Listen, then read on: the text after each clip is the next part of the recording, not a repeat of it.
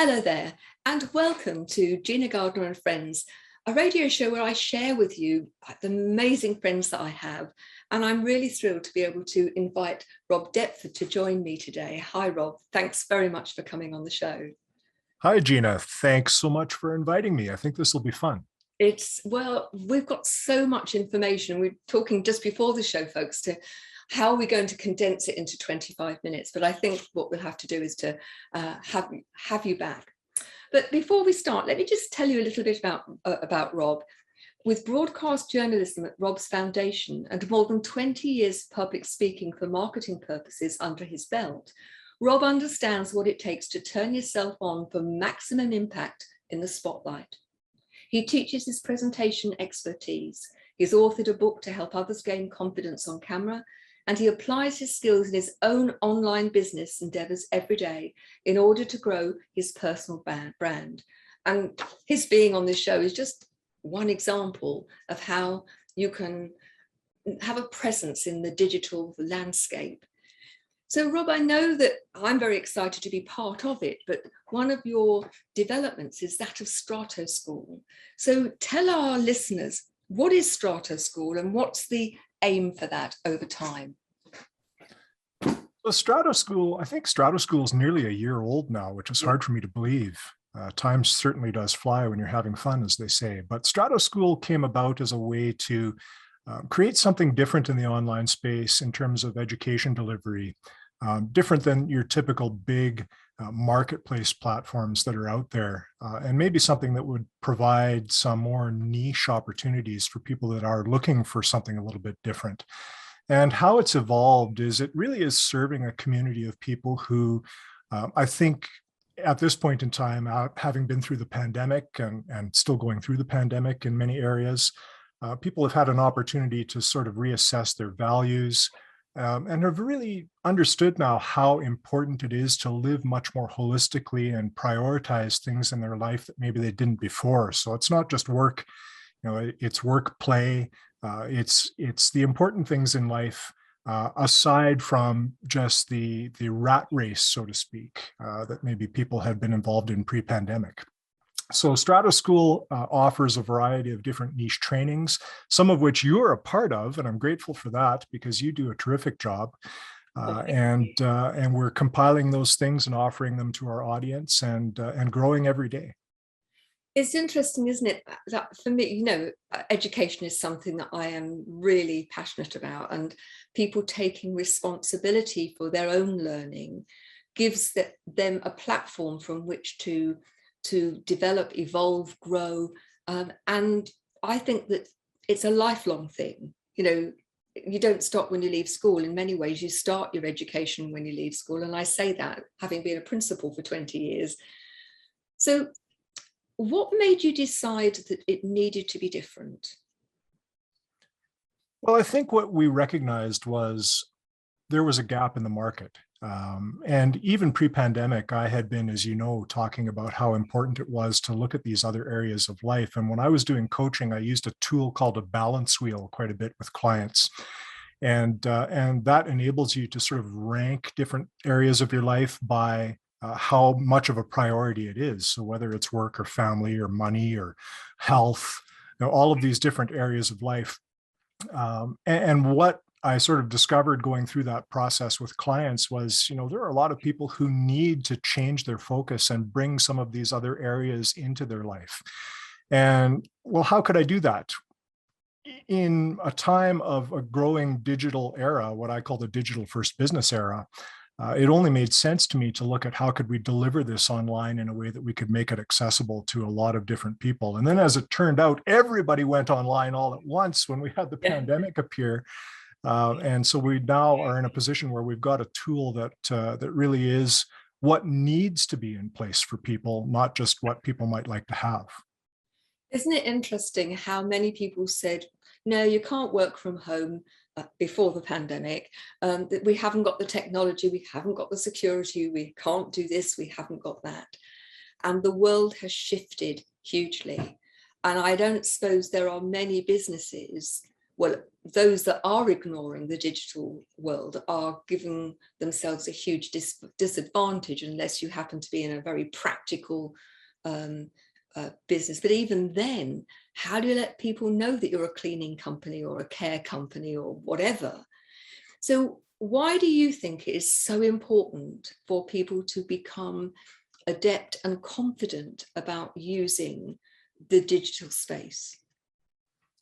Well, it's where people are going if they're not already there. And it's not that old traditional business practices are bad. They're certainly still working just fine in many industries.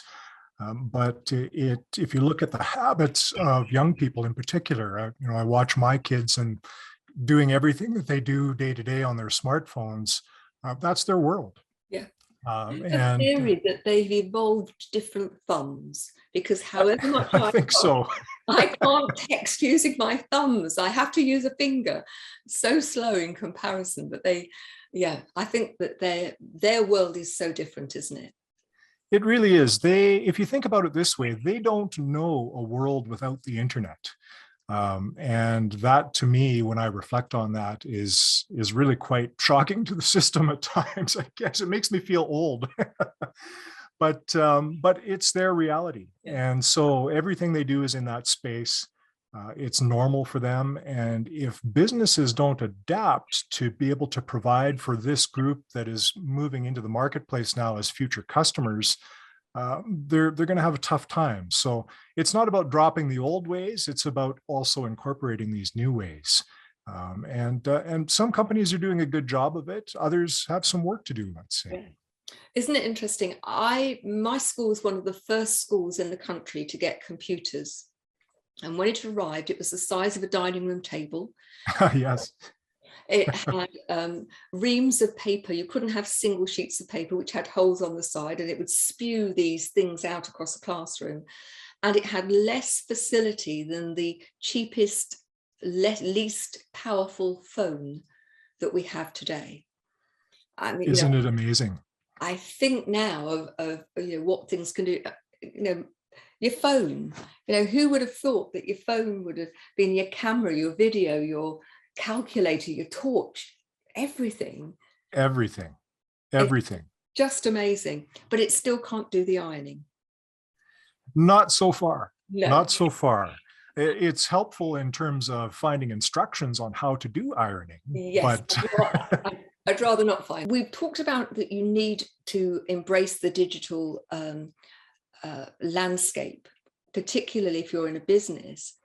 But perhaps it's an area that people have let other people get on with. They're not confident about using the digital range of things. They might use a computer, but for example, they feel very diffident behind in front of a camera, or using some of the software that is so easily available. What would you say to them, those people listening who are avoiding it because it feels so scary?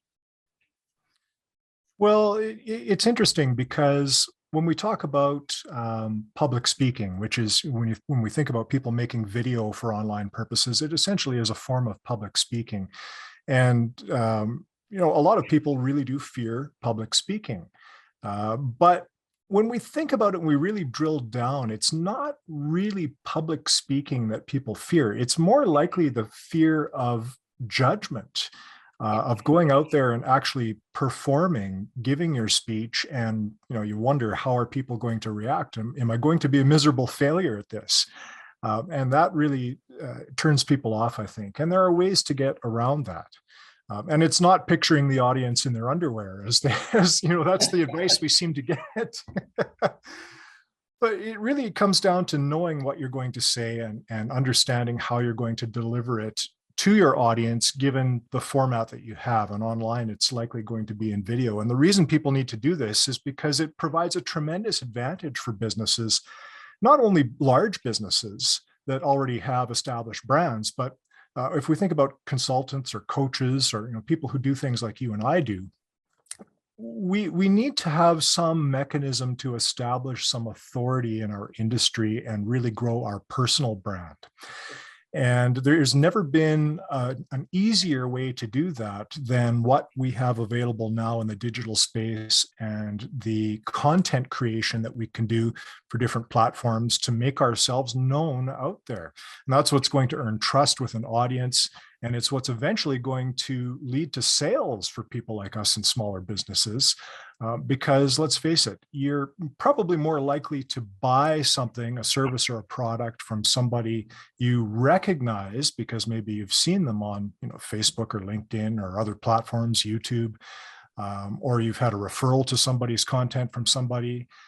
Much more likely to buy from those people than somebody who is a stranger and maybe has no digital presence.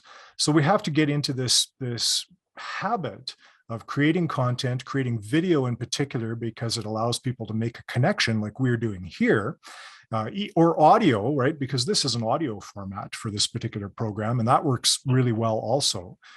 It's convenient, right? You can listen to it in your car and so forth, and use those tools to reach out to your specific audience. I think that's so true. I think back to when I started Genuinely You, my previous business, which is still running, Gina Gardiner Associates, was all about face-to-face. And if it, for those coaching clients who were abroad, it was on the telephone. And Yes. then the technology came in where Skype was the first one that I used, where you could actually see people. But now there's so many different choices in terms of how you can interact with people, whether that's WhatsApp or is it Telegraph is another one, any number of different platforms. And I find it quite amusing during lockdown how you could tell people who were used to using it and people who weren't. People who were used to using it had a mind to their background, what was behind them in the room. People who weren't used to it, the washing might be in the background, and sometimes, well, Persil's probably an English washing powder, but they weren't as white as one might like them to be, or they weren't dressed appropriately. But those who were used to turning up on video conferences and so on would be obviously much more confident. And for me, it's like anything that's new. When you first start to use it, it feels uncomfortable. But the more you use it, the more you learn and the more you recognize, what the tricks are of the trade and how to improve the outcome of what you're doing. Yeah, and I think, you touched on something there with the concept of the washing going in the background and things like that. I have videos that have those kinds of things happening. Actually, my laundry room is just around the corner from my studio space here. I've got it fairly well soundproofed, but sometimes you hear things. We have a dog who will bark on occasion in the middle of an audio production or a Zoom meeting, or these are things that happen when you're working from home, as many of us have discovered over the last couple of years. But the thing about that is, this happens to everyone. This is living. This is everyday life, and it's relatable. So there's a time and a place for the formal presentations. If you're on stage doing a TED Talk, or if you're delivering at a conference someplace, that's fine. Then that's the place for something that's a little bit more polished and prepared and formal. But when we're doing things even like this, and your child maybe walks into the space, or your pet, I think we've become much more comfortable with that idea because it is normal. It is what people have happen every day. And so we're not sort of seen as somebody who is separate from the rest of the world and the rest of society. We blend in, and we can be accepted that way. And as I say, much more relatable. And it doesn't have to be perfect. It doesn't have to be appropriate to do the job. I mean, I don't know if people can hear the difference, but at the beginning of this show, suddenly there was a downpour of rain and you could hear it on the roof. It's gone now, and now it's quiet. As you say, it's part of life. And I think it's a part of it for me is about getting relaxed. Although I have to say, I've seen one or two things where people have been just too relaxed. So on one occasion, there was a guy in his bed in his pajamas with his chest hanging out, And I thought to myself, I'm going to see this guy at networking meetings, and I'm never ever going to be able to see him other than lying in his bed drinking a cup of tea on his Zoom meeting. And he obviously hadn't thought about what he looked like from the viewer's point of view, which did make me smile. So if you are thinking about your business and that you want your business to develop a known brand over a broad geographical area, how would you suggest people get started? Well, content is king, as they say. So for people who are unfamiliar with the digital space, pick a platform. A lot of people are on Facebook and have been for years. Maybe that's not the place to be for business as much these days, depending on the type of business. Demographics are shifting with all the different platforms available, but certainly look at Facebook and LinkedIn and YouTube. And TikTok and Instagram, those things have their place as well. If I'm a business, if I'm a bakery, for example, Instagram might be the place to be because it's very visual friendly. If I can take photos of the different creations that I've baked in my shop, that can work really well in terms of spreading the word about the good work that I do. So I think pick something that you're most comfortable with, and start creating a little bit of content. Write articles if you want to, take photos, create videos, do something, and just get started.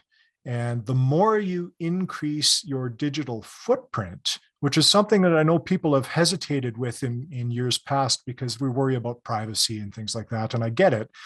But it's a question of, do the benefits outweigh the risks? And I think for business purposes, absolutely they do. So just pick something and start growing that digital footprint.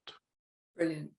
I'd like to spend the last part of the show going back to Strata School and what people can find there now and what the dream is for Strata School, because it's developing all the time. New stuff is being loaded on day by day, isn't it? It really is. I think we're up to 12 or 13 different training bundles, as we call them. So a pretty good compilation of different areas for people to explore. And you're right, it's everything. It's anything from money management to spiritual development and lifestyle, or let's call it a lifestyle renovation. Lots to choose from there and more to come. And certainly I know the two areas that I've been involved with is around enlightened leadership and developing leadership, and also the work around empaths and helping empaths step into their power and find their purpose. And one of the things that I think is quite appealing is that it's very conversational. It isn't sitting in front of a blackboard and trying to take on board lessons in the old accepted sense, but the sort of thing that you can listen to as you're walking or you're driving, and just allow that conversational training to be part of your thinking process as you go, and you can revisit. How do people find it, and how would people engage with Strata School? So stratoschool.com is probably the easiest way to find what's there now, and it really is quite simple. We've got a very simple sign-up process for the different training bundles. You can pick and choose from what's there now. And once you're in, you'll have an opportunity to enter a portal, essentially, where you can see which training bundles you have taken and which you have not taken. And so you'll be able to go through whatever you choose once you're into the ecosystem, so to speak. And most of what's there now, I think all of what's there currently, is audio conversational training, as you mentioned. There is some video in the pipeline that's coming as well, which a lot of people expect from other platforms if they've had experiences on Udemy or Coursera or some of the other big marketplace platforms. A lot of that is video content. But we did the audio piece on purpose because it is convenient and because it's much like this program. It's people having a conversation about their expertise, and it's very easily digestible. And I think there was a need for that because it wasn't necessarily provided on some of the other platforms. So yeah, lots there now, lots to come. It's very exciting. It is. I think one of the reasons why audio works so well is that people are very time stretched. And so it's one of those things where you can be driving and listening. You can be jogging or walking and listening. You can be doing the ironing and listening. And so your focus can be on what you're learning, but at the same time, you can be getting on with life. Whereas as with a video, you've got to sit down, haven't you? And you've got to be there and watch it, and it ties you to that one place. So for me, it's the capacity for you to choose how you're going to use it, for me, is so much greater. Yeah, I agree. And I think there are some things where the video is necessary. If I'm teaching you how to change the spark plugs in your car, well, we need to show some images. But there are certainly many subjects where the audio really serves the purpose well. And so we'll have a good variety of those things. It sounds great. Now, you talked about the programs that you have developed to help people grow in confidence and competence. Just talk us through what those are. So we've got some different things where essentially we're teaching people how to present. And we mentioned earlier a little bit about the differences between where you might have some formal presentation situations and some more informal things. So we cover a wide range of different types of presentations to grow your personal brand and increase your industry authority. Get on Camera was how it started. The name of the program was Get on Camera. And I think getoncamera.com is still active, and it just redirects you to Strato School, where a lot of that Get on Camera programming is now housed. But we're evolving that into Present Like a Pro, where we cover not just creating video, but presenting well on stage, presenting well on audio, and covering the gamut, right? Where you can have conversational things like this, and where even me as a presentation trainer, I'm full of ums and ahs and things because it's much more casual. But also talking about what do you do if you're presenting the TED Talk, where you've got 18 minutes max. You've got a time limit, and you have to get through things and really be polished and really make sure you cover everything well. And there's a need for that. So we're expanding that, and that'll be at robertdeptford.com. They'll be able to find that as soon as we have that expanded program available. It's amazing how many people you meet now who one of their things on their vision board or their bucket list is to do a TEDx talk, or to do one of those talks where they can leave a legacy. And I think, if you're going to be doing something like that, the need for it to be, as you say, polished, it's a very specific format. You're getting a message over, and then the structure of it is very different. And so having someone who can help you through that process is hugely helpful, I think. For me, it's the difference between going on a journey and you've got, you haven't got a sat nav and you've got a very sketchy map, to actually having a guide who says, let me guide you. Don't go down there, that's a cul-de-sac. That's a very rocky road, but this is the motorway, and we can help you accelerate and get to where you want to go so much more smoothly and more effectively. And recognizing the things that we need to pay attention to.